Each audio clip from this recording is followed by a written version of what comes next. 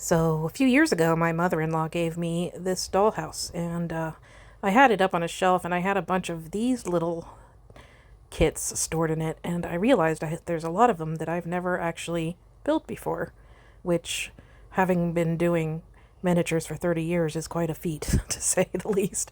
But there's a couple of duplicates, but a lot of pieces that I've never actually had before, so I'm pretty excited about that.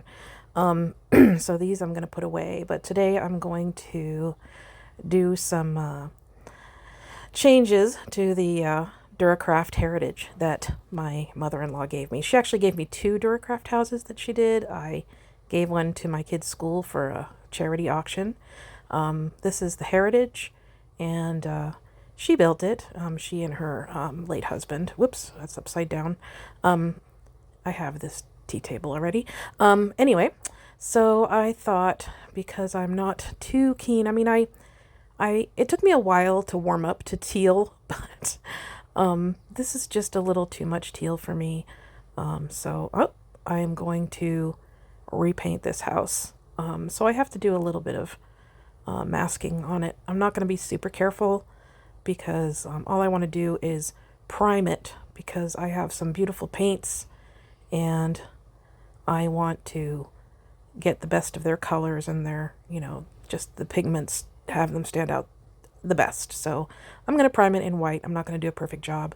But first I need to mask out most of these windows and doors. I'm going to replace some of these windows.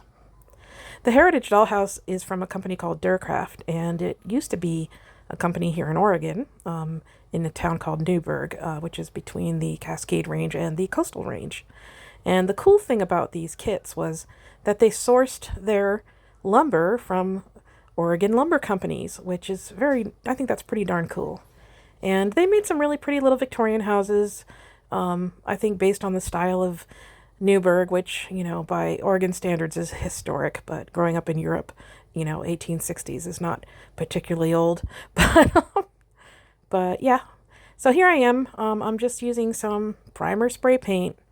And I'm not worrying too much about being neat or tidy, because I am going to sand it before I paint it. So if there are some little drops and, little messes up here and there, little messes, that's okay. I will sand it.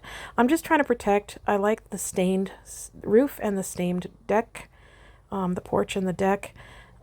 So I am trying to protect that as much as I can. But here I am just spray painting. I had my phone in the wrong orientation, but now that's better. I just want to get rid of this teal. I have a feeling that it would definitely mess with the pigments of the paint that I have by leaving this just as it is underneath. And I'm not too worried about the brick, because I'm going to retexture that. That just looks too fake for me. So I covered up all of the shingled parts, including the parts on the front of the gable. And I did it pretty messily, but just enough to protect the wood from being hit with the spray paint too much. If I get some on there, I'll find a way to sand it off and restain it, but just enough to get a coat to seal in this acrylic paint that they used to paint this adorable little house. I don't know what I'm going to do with this house. Victorian is not my cup of tea. I might eventually sell it, but it looks better in white. And look at the roof, look at that pop. But the colors I'm going to use are pretty unusual, so on to the next step, I guess.